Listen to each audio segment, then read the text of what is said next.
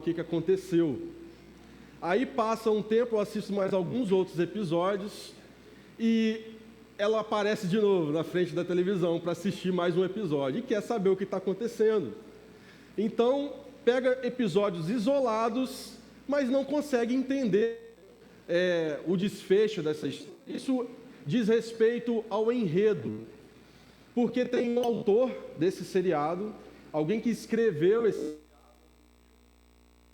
contando uma história, mas quando nós pegamos isoladamente alguns episódios, nós não conseguimos entender essa história. Então nós vamos usar essa ilustração para podermos falar sobre o enredo bíblico, a grande história que está sendo contada pela Bíblia, através de diversos narradores, através de diversas pequenas narrações que estão contando uma história, e muitas vezes nós não entendemos isso. E aí o Perspectivas é uma bênção de Deus, porque Ele vai trazer esse entendimento dessa grande história. Então, o que é um enredo? O enredo é uma sequência de ideias que tem início, meio e fim. São narrativas que estão sendo contadas na palavra, que elas contam uma só história. Por trás dos diversos autores das Escrituras, se não me engano, em torno de 40 autores, Deus está guiando a todos os que escrevem. Depois vocês procurem sobre um gráfico de referências cruzadas, não sei se alguém já viu, sobre a perfeição das referências cruzadas. Eu ia até trazer essa imagem, mas um gráfico que forma uma perfeição, onde pessoas de diversos contextos diferentes, vários anos de diferença, centenas de anos de diferença, que estão unidos ali contando uma história, porque existe um autor, e esse autor é o nosso Deus. E Ele está contando essa grande história. Então o enredo é o fio da meada.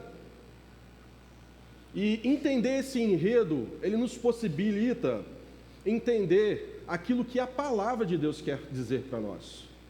Porque quando nós olhamos para a Bíblia e olhamos para a história de Davi, e tentarmos enxergar a história apenas de Davi, nós não estamos enxergando a grande história que está sendo contada. É como pegar um episódio do nada, como a minha esposa chega e quer saber do que está acontecendo.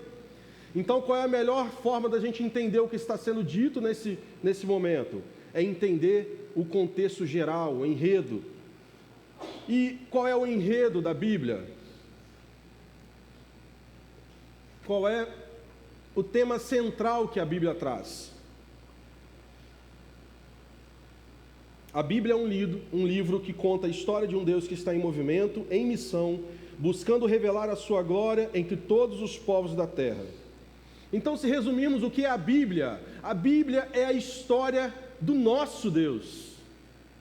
A Bíblia não é a história do homem, a Bíblia não é a história de Davi, a Bíblia não é a história de Abraão. A Bíblia está contando uma só história, que é a história do nosso Deus, que está sempre em movimento. Então vejamos, através da sua própria palavra, os movimentos de Deus. O primeiro ponto dessa mensagem, momentos em que percebemos o movimento de Deus na história, e eu quero destacar aqui Gênesis 3. Por favor, abra sua Bíblia, Gênesis capítulo 3, versículos de 1 a 6. Gênesis capítulo 3, versículos de 1 a 6.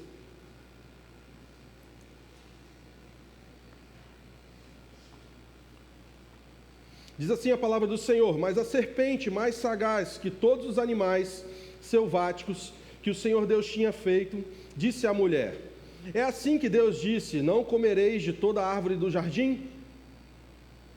Respondeu-lhe a mulher: do fruto das árvores do jardim podemos comer, mas do fruto da árvore que está no meio do jardim, disse Deus: dele não comereis, nem tocareis nele, para que não morrais.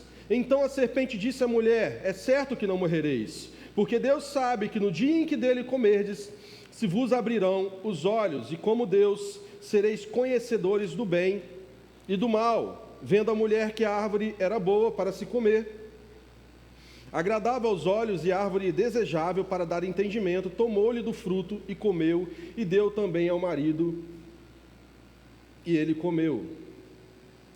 Um parênteses aqui, como o irmão Natanael não combinou o tempo para mim, então até o final do dia nós vamos terminar. Tranquilo, irmãos? Até meia-noite ainda é hoje, não é verdade? E aí? 40 minutos? Amém, olha. Amém. Então, queridos, só para descontrair, né? Gênesis 3 está contando um grande drama que aconteceu. E por muitas vezes nós lemos as Escrituras, nós lemos esse texto, e esse texto por vezes se torna banal, algo que aconteceu lá e que não traz tanta consciência para nós. Um teólogo do século XX, ele vai dizer, Dietrich Bonhoeffer, que nós temos a tendência de banalizar ou baratear a graça, e assim a gente tem uma tendência de banalizar o pecado. Às vezes nós lemos esse texto e não temos a ideia do que aconteceu, desse cenário gravíssimo e cruel que aconteceu ali. O homem caiu e foi destituído, alienado da glória de Deus. Imagina um homem, dia após dia, tendo relacionamento com Deus, tendo contato com Deus, na viração do dia, e de repente ele foi afastado da glória de Deus. Percebe a gravidade disso, irmãos? Só entenderemos a grandiosidade da cruz e do Evangelho de Cristo se nós entendermos o que aconteceu ali, se nós entendermos qual é a gravidade do nosso pecado. Só é possível entender a graça de Jesus se entendermos a gravidade do que aconteceu ali nessa cena. Então, nós entendemos, olhando para esse texto, que é uma cena grave. Houve uma grande ruptura na história, um rompimento do relacionamento diário do homem para com Deus.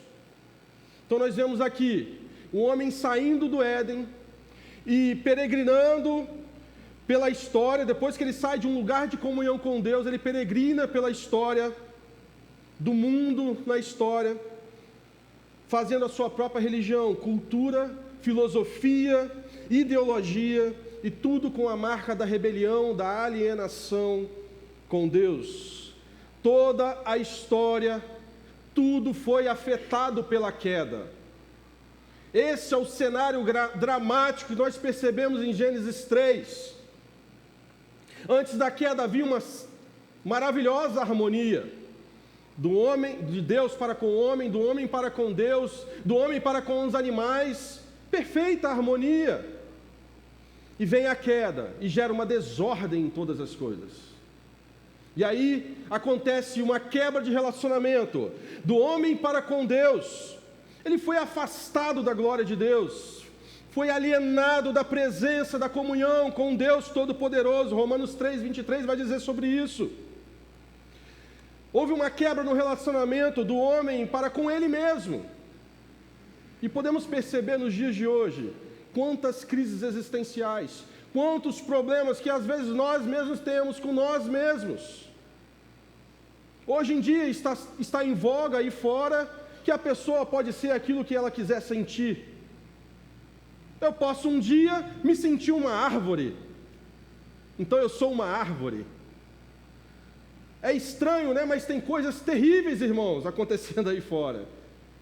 Certa vez eu vi uma história de um homem japonês que fez uma roupa de um cachorro totalmente moldada ao seu corpo, e ele começou a viver como um cachorro, mas não aguentou, né? A coluna dele não aguentou. Mas gastou milhares de dólares lá para ter essa roupa, porque ele se sentiu um cachorro. E tem outras histórias aí muito piores, que eu não vou comentar aqui. Mas também existe uma quebra, nesse momento, do relacionamento do homem para com o homem ou a mulher. Adão culpa a Eva, foi a mulher que tu me destes. E a Eva não tinha outra pessoa para culpar, culpou a serpente. Uma quebra no relacionamento do homem para com a criação. Não há mais respeito com a natureza e com os animais. Percebem isso que acontece hoje em dia? Não estou dizendo aqui que a gente não pode explorar os recursos naturais, não, nada disso. Mas existe uma falta de respeito, até algumas vezes nós mesmos cometemos esses erros. Às vezes nós chegamos na praia, lá em Guarapari, aquele monte de sujeira, aquilo ali não agrada a Deus, e às vezes nós mesmos fazemos isso. E a outra quebra que aconteceu é da criação com ela mesma, porque os animais, por exemplo, eram herbívoros antes da queda, e muitos deles se tornaram carnívoros.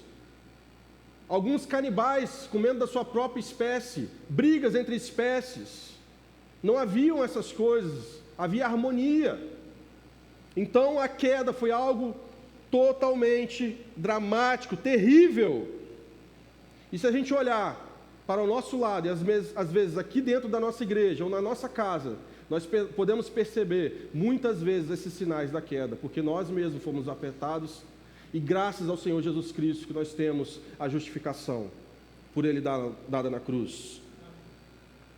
Então Adão, nesse momento, ele se percebe nu, se percebe em pecado. É muito fácil perceber a comunhão que ele tinha com Deus Santo, e de repente ele está em pecado. Ele percebeu isso. E o que ele fez? Que ele e Eva fizeram? Fugiram. E assim, quando nós vamos evangelizar aí na rua ou em qualquer outro lugar, uma pessoa, qual é a tendência do homem ou da mulher? É fugir de você. Portanto, não entre em crise quando você for evangelizar e a pessoa não quiser saber da palavra, porque isso é o que está feito. Isso é o resultado da queda.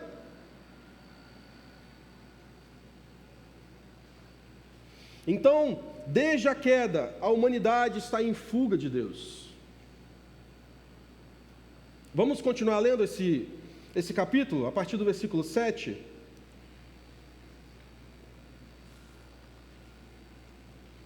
Até o versículo 13.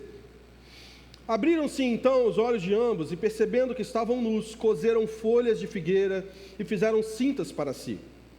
Quando ouviram a voz do Senhor Deus, que andava no jardim pela viração do dia, esconderam-se da presença do Senhor Deus, o homem e a sua mulher, por entre as árvores do jardim.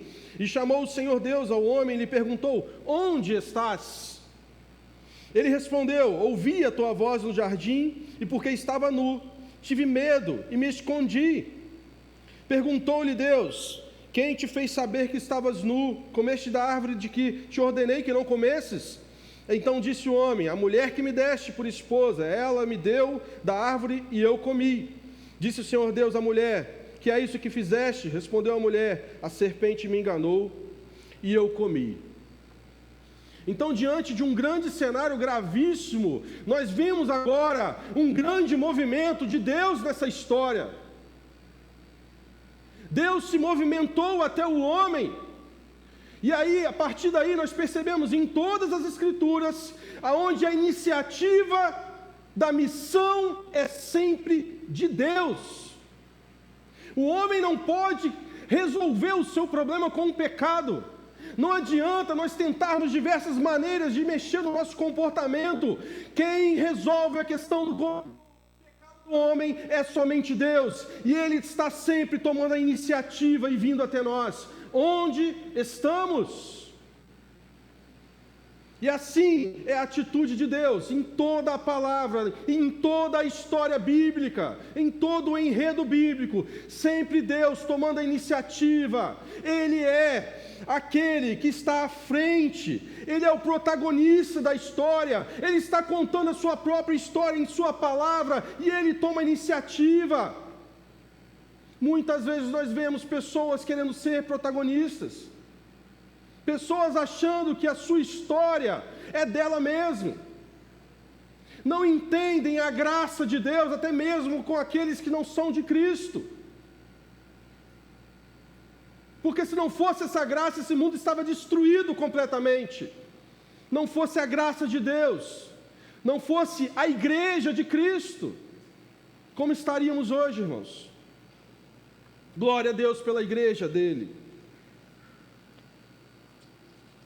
Então esse texto e diversos textos da Bíblia nos evidenciam essa iniciativa. Que Deus está em missão na história, Ele que está em movimento, Ele é o protagonista. A missio Dei, ou missão de Deus, portanto, pode ser interpretada como movimento de Deus na história. E aí nós podemos ver em diversos outros textos bíblicos, e podemos também ver um movimento de Deus na vida de Abrão. Vamos abrir a palavra novamente? Capítulo 12, Gênesis 12.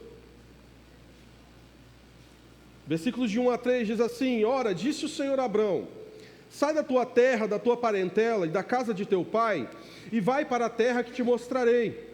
De ti farei uma grande nação e te abençoarei, e te engrandecerei o nome, se tu uma bênção.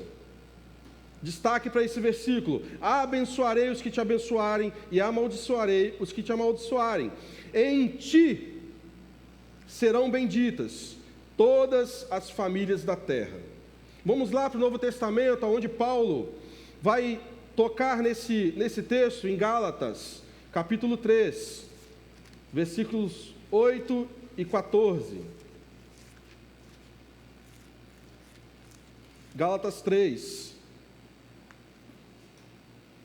versículo 8.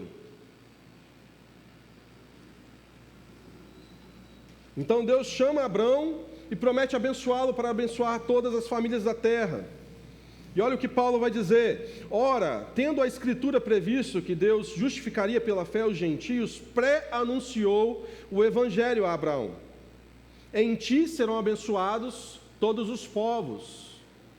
E aqui, se não me engano, nesse texto, me corrija se eu estiver errado, Natanael, é o Pantataetne, que é nesse original. Eu esqueci de colocar isso aqui. Mas aqui está dizendo a respeito de etnias. Lá em Gênesis fala sobre famílias da terra, e aqui é mais específico, sobre povos.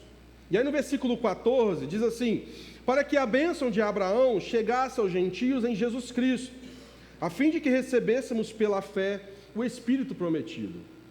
Quantos estão pregando por aí afora a respeito dessa bênção de Abraão? E eles resumem essa bênção sobre bênção financeira. E às vezes nós, reformados, achamos que não temos isso dentro de nós. Isso a gente vê nas nossas atitudes. Marcele comentou sobre isso hoje pela manhã. Nós pensamos, sem perceber, estamos vivendo para receber essa bênção. E muitas vezes a nossa vida, ela fica em função dessa bênção financeira. Nós criamos os nossos filhos para serem bem-sucedidos. Criamos os nossos filhos para ganhar a vida, sendo que as Escrituras nos ensinam que nós devemos viver a nossa vida para perder essa vida. Porque o viver é lucro, porque o viver é Cristo, o morrer é lucro. Não estamos vivendo ou criando os nossos filhos muitas vezes nas nossas igrejas reformadas também. Estamos vivendo uma teologia da prosperidade sorrateiramente. Mas voltando aqui ao contexto, essa bênção ela é explicada aqui nesse texto. A bênção viria por meio de Jesus Cristo para recebermos por fé o Espírito prometido. A bênção que foi prometida a Abraão era o Espírito, era o Evangelho de Cristo. Essa é a bênção que devemos buscar e distribuir para onde nós formos e intencionalmente entre as nações. Então, esse texto nos mostra que por meio de Abraão, ou de Abrão, Deus formaria uma nação que teria a incumbência de alcançar todos os povos, anunciando a boa notícia de que em Jesus Cristo, Deus cumpriria a promessa de abençoar todos os povos da terra. Então, todas as vezes que nós lermos esse texto de Gênesis e falarmos dessa bênção, nós vamos entender que a bênção era o Evangelho de Cristo, era o próprio Cristo, era o seu próprio Espírito.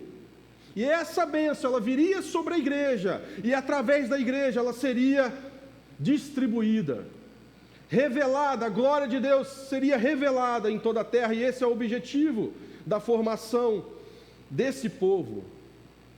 O povo de Israel não foi escolhido, Abrão foi escolhido e através dele o povo foi formado por Deus.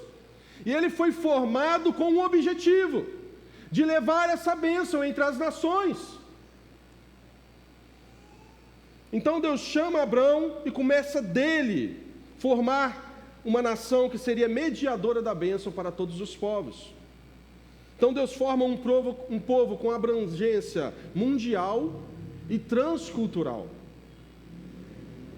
E nós somos frutos também dessa bênção. E nós temos também o mesmo papel como igreja e a mesma abrangência mundial e transcultural. Isso aqui é a essência da nossa missão. Nós refletimos aqui hoje aquilo que foi prometido a Abraão lá atrás. E nós damos continuidade nesse trabalho. Então, Deus está se movendo lá na queda, Deus está se movendo, chamando Abraão, escolhendo Abraão para iniciar essa formação desse povo. Ele está se movimentando nessa história. E o objetivo dessa história é chegar lá em Apocalipse 7, versículo 9 a 10, vamos abrir? Apocalipse 7, versículos de 9 a 10.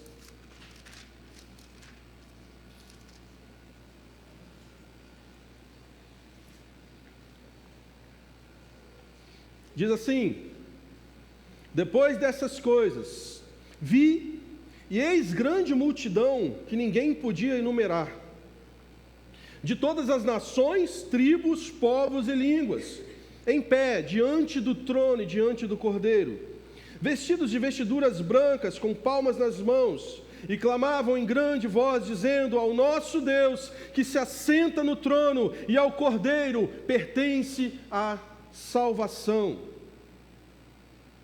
Então essa história, ela vai desembocar nesse grande momento. O nosso objetivo como igreja vai se desembocar nesse grande momento, onde todas as tribos estarão reunidas, representantes de todas as tribos estarão lá, e ali não haverá diferenças entre nós, não haverá diferenças culturais, que tanto é difícil muitas vezes transpormos essas diferenças. Natanael vai dizer mais propriamente sobre isso, pela experiência que ele tem. Não haverá diferenças entre nós, não haverá cor, nacionalidade, nada de diferente. Seremos um só povo diante do Cordeiro. Então nós vimos Deus se movimentando em alguns momentos da história, e tem diversos outros momentos, eu destaquei esses aqui. E agora, como segundo ponto dessa mensagem, qual é a missão da igreja? A missão da igreja é uma resposta a esse movimento de Deus na história. Então, tudo isso foi dito para a gente entender que a missão da igreja, ela é precedida pela missão de Deus. Então, a missão é de Deus, e por causa dessa missão, por causa do movimento de Deus nessa história, por causa da iniciativa de Deus, a igreja também vai com ele. A igreja só vai para todos os povos porque Deus está indo para todos os povos. Porque a Bíblia toda está discorrendo numa história em que Deus está revelando a sua glória para todos os povos. Deus não quer que nós revelemos a glória dele para nós brasileiros somente. Deus quer ver a sua igreja imbuída, envolvida nessa grande tarefa de evangelização de todos os povos da terra. É como se tivesse um navio atracado em Vitória, e Deus, o capitão, chamando a gente: subam a bordo, venham comigo, eu sou o capitão, eu que guio essa missão. O que resta a nós como igreja é apenas algo tão fácil, é a participação. Então, se a gente pode resumir qual é a missão da igreja, nós podemos resumir em uma palavra: participação. Nós não somos protagonistas, nós somos coadjuvantes. Nós colaboramos, nós somos cooperadores. Paulo não vai dizer algumas vezes, Paulo, servo de Cristo, cooperador. Nós somos cooperadores com ele. Agora, a nossa participação é uma necessidade de Deus? Não tem como ser, porque a própria questão de ser Deus, não há necessidade. Então, não faz sentido algum. Mas por quê? Esse Deus tão poderoso, esse Deus que se movimenta na história, esse Deus que às vezes levantava opressores para fazer a vontade dele, e tantas outras coisas que ele faz, ele poderia usar anjos, poderia usar qualquer artifício diferente, mas ele resolveu formar uma igreja, para que com ele pudesse participar. Ele não nos criou por necessidade ou solidão, Imagina, estava lá Deus, o Pai, Filho e Espírito Santo, estamos tão solitários aqui. Vamos criar alguém para a gente poder amar, para a gente ser amado? Não. Ele queria apenas dar o privilégio para que pessoas como nós, a igreja do Senhor, pudesse participar dessa missão junto com Ele e viver os melhores tempos de nossas vidas.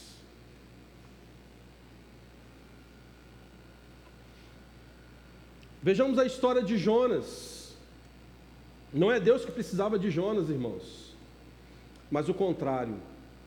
Jonas foi chamado para uma missão, ele resolveu fugir. E aí Deus vem com uma sua maravilhosa graça, esse seu movimento na história da vida de Jonas, essa história é contada para nós hoje, com uma profunda graça. Ele sopra um vento e causa uma tempestade, e um peixe o abocanha e fica alguns dias lá. Isso foi um ato de graça de Deus, porque ele estava fugindo da sua missão. Jonas não queria fazer aquilo, ele não gostava do povo de Nínive, ele tinha diversos problemas com esse povo. Talvez um pouco da história da Adélia, não queria estar lá entre os ciganos.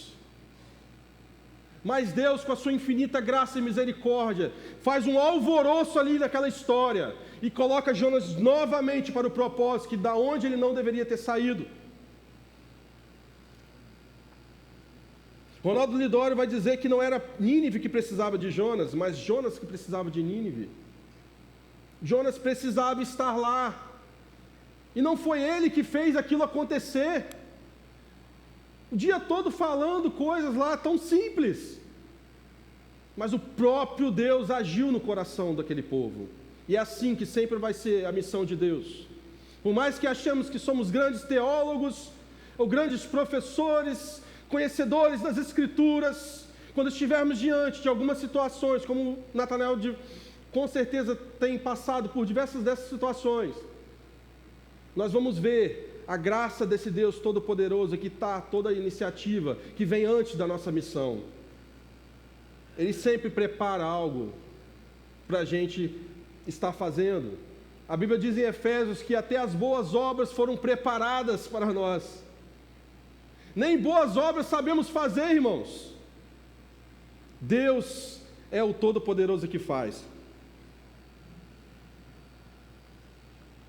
Vou dar um exemplo sobre a iniciativa de Deus.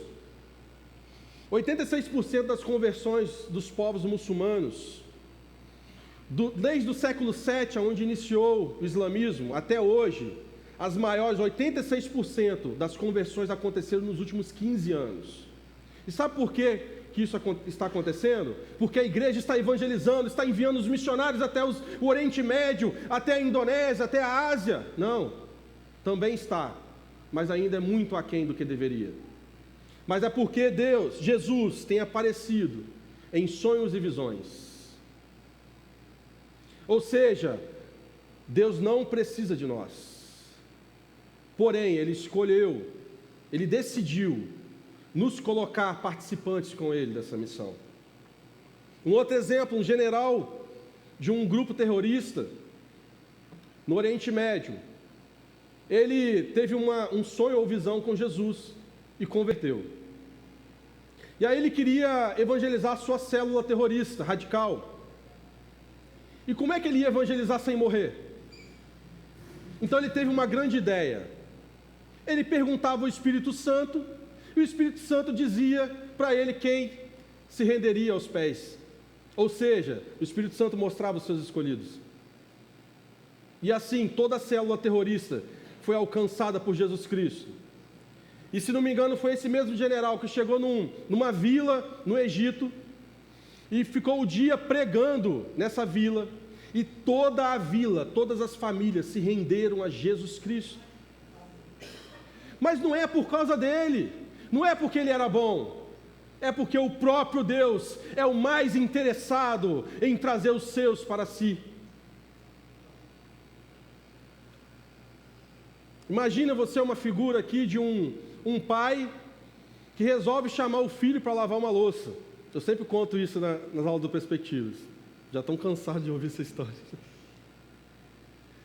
E ele quer lavar essa louça, mas ele não precisa desse filho para lavar essa louça. Meu filho de 3 anos, imagina, Marcelo de vez em quando coloca ele para lavar. Imagina a bagunça que ele não faz. É porque o pai precisa desse filho lavando a louça? Não. É porque é tão maravilhoso você ter esse relacionamento com o filho, você poder fazer as coisas com o filho, talvez lavar um carro. O filho vai lavar tudo errado. Assim como nós, a igreja, muitas vezes fazemos coisas erradas, tentando fazer algo bom muitas vezes e fazemos errado. Mas o que importa não é se a gente vai fazer bem ou não, o que importa é se a gente está participando com o coração, com amor a Jesus Cristo dessa missão. Deus não precisa de nós, mas Ele escolheu ter esse momento especial conosco. Arthur Duque, ele vai dizer, ele é diretor de uma faculdade cristã em Curitiba, que a igreja é uma comunidade em resposta à missão de Deus, testemunhando a atividade de Deus no mundo, pela comunicação das boas novas de Cristo Jesus em palavra e em ação.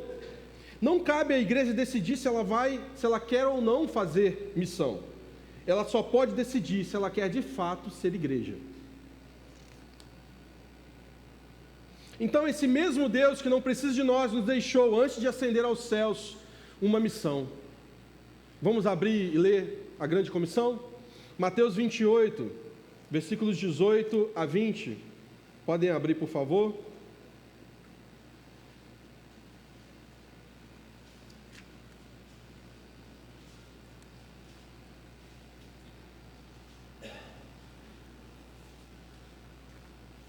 Imagina um pai, diante da morte, tem poucos minutos de vida, ou um dia de vida, e ele vai deixar algo importante, chama a família, pede o médico para chamar a família e quer deixar algo importante para a sua família.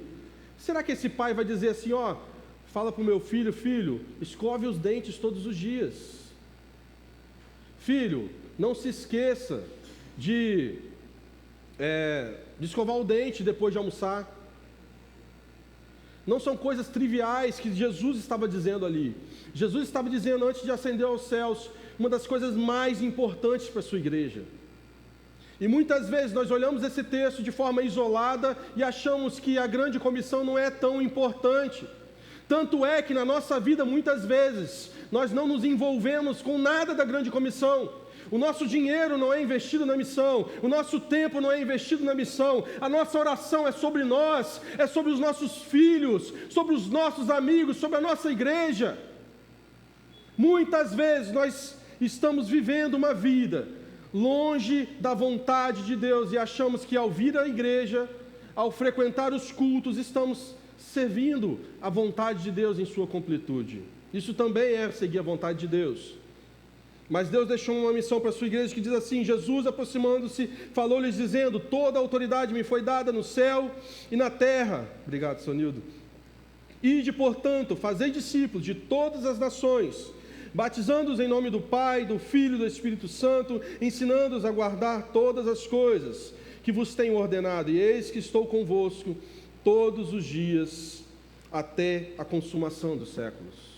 Então esse Deus que não precisa de nós, deixou uma missão para nós, não porque Ele precisa de nós, mas porque Ele nos quer envolvidos nessa obra. Ele nos deu um grande privilégio de participarmos com Ele da sua missão.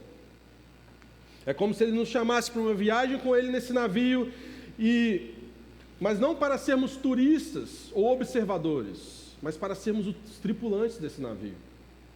É bem diferente. Então, como terceiro ponto, beleza, a nossa resposta a esse movimento de Deus é a missão, mas como nós fazemos essa missão? Como nós respondemos ao movimento de Deus?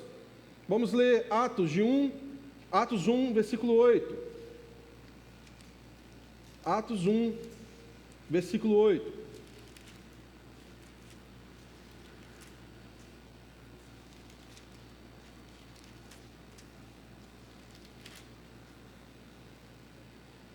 Vamos ler juntos? Mas recebereis poder ao descer.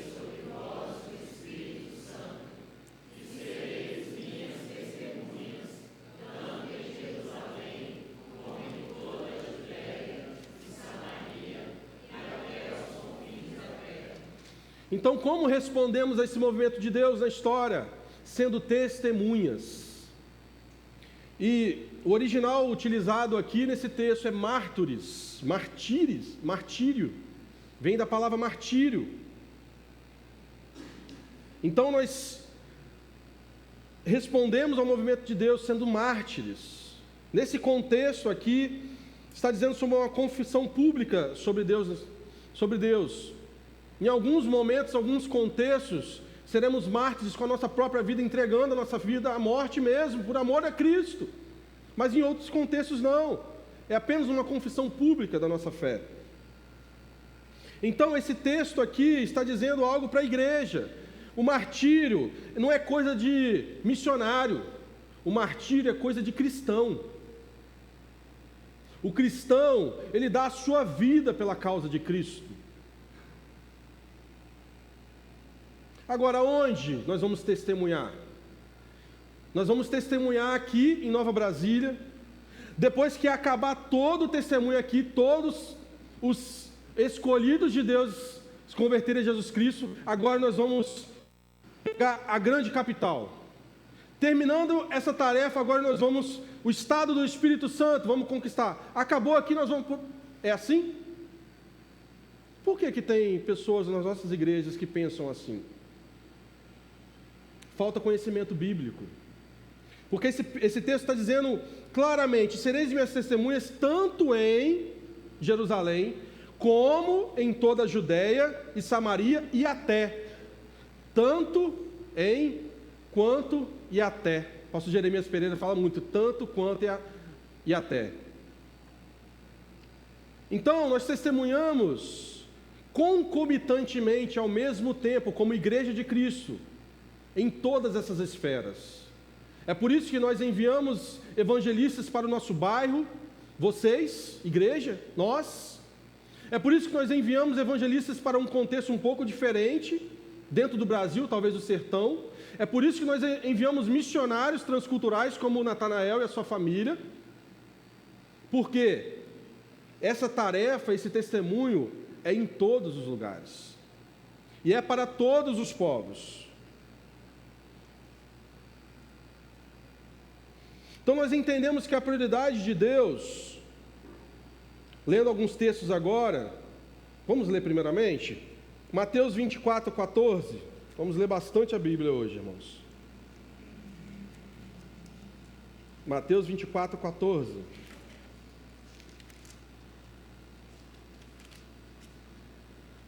Vamos ler juntos? E será pregado do reino por todo o mundo.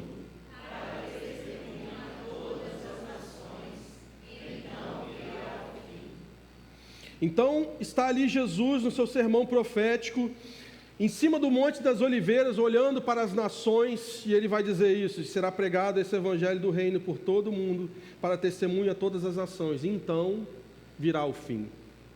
Então nós percebemos aqui que só virá o fim após o evangelho ser pregado a todas as nações. O outro texto, Romanos 10. Romanos capítulo 10, versículo 14.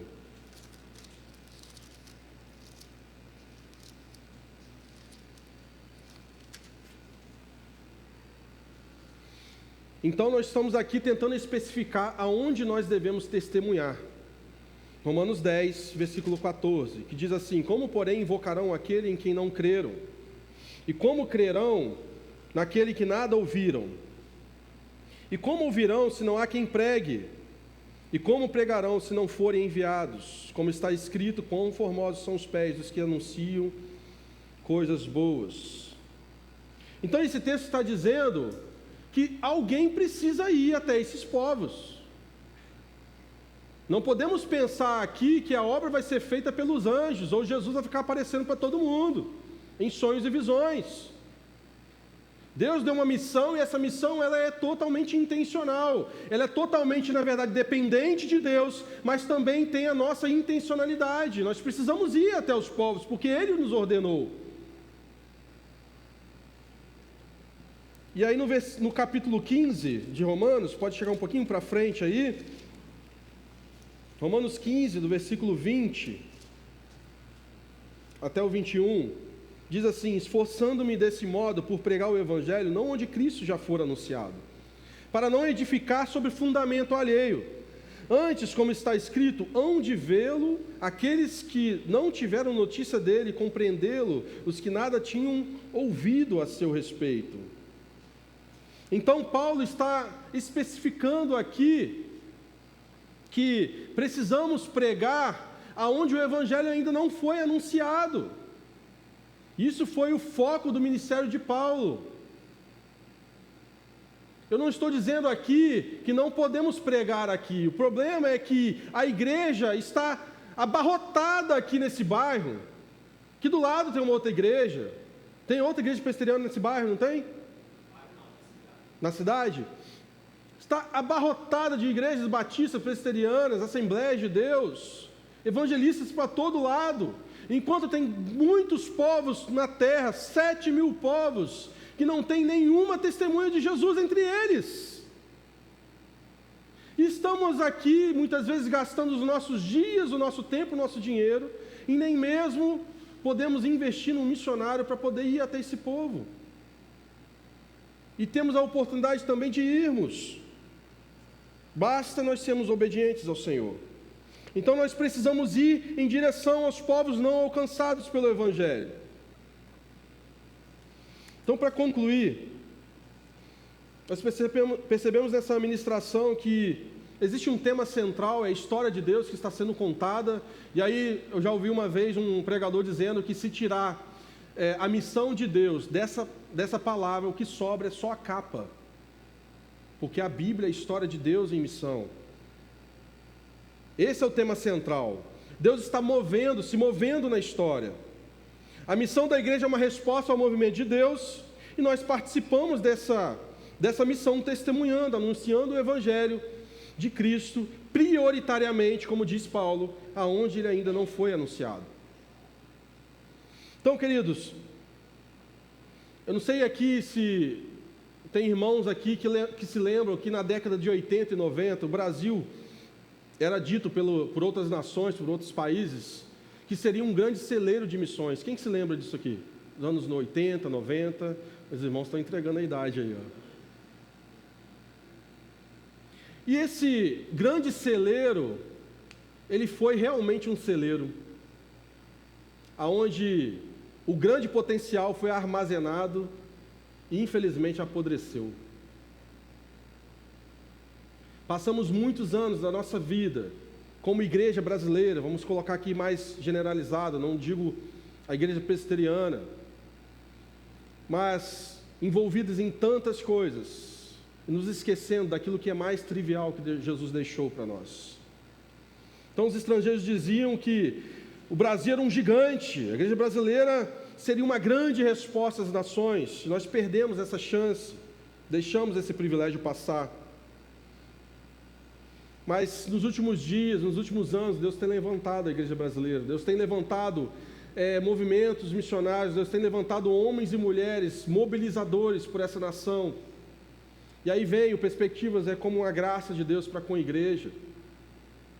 Portanto, se você quer se envolver de alguma maneira, eu quero te desafiar, te indicar o movimento Perspectivas, não porque o movimento é alguma coisa tão especial, é porque ele nos traz essa grande história de uma maneira didática, e nós saímos do curso entendendo melhor o nosso papel nessa grande missão de Deus.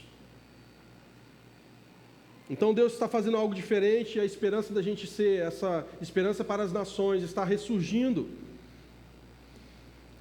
O movimento Perspectivas tem uma visão que está trabalhando por uma década missionária, que iniciando em 2023 até o ano de 2033, que vai ser como se fosse uma comemoração dos 2000 anos da grande comissão. Nós temos uma tarefa nesses 10 anos de mobilizar a igreja mais intensamente.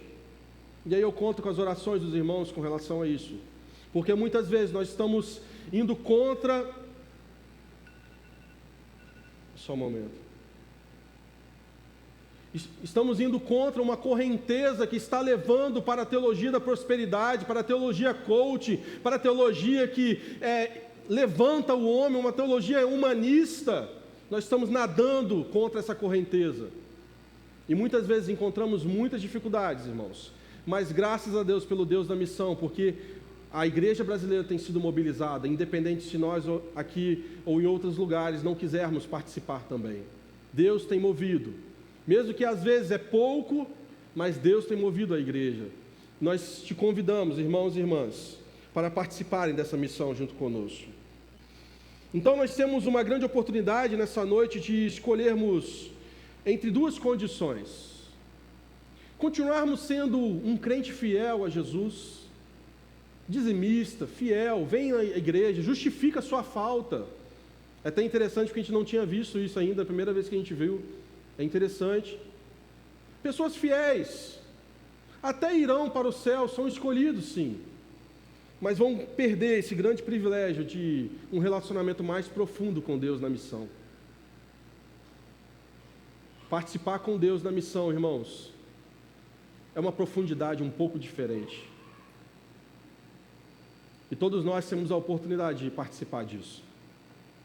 Então nós podemos também escolhermos sermos cristãos que dão a vida pela causa de Cristo. Que é dar a vida pela causa de Cristo, irmãos. É renunciar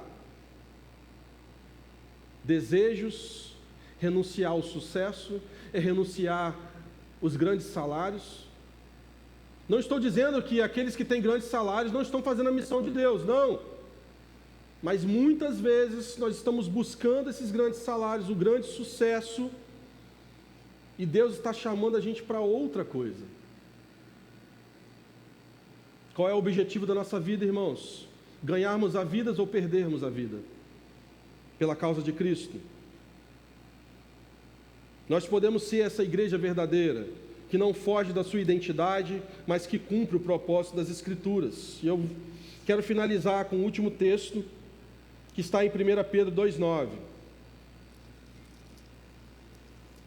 1 Pedro 2,9.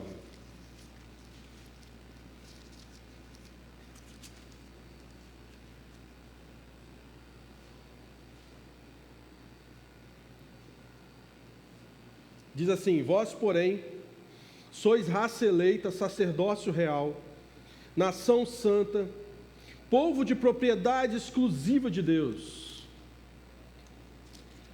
Talvez em alguns contextos pentecostais os irmãos estariam dando glória a Deus, aleluia. E parece que o texto termina aqui. Não parece muitas vezes? Analisa a sua vida. Eu aqui analisando a minha própria vida. Eu continuo o texto ou a minha vida está parada nesse texto aqui? Eu vou ler novamente, vamos ler juntos? Vós, porém, sois raça eleita, sacerdócio real, nação santa, povo de propriedade exclusiva de Deus, a fim de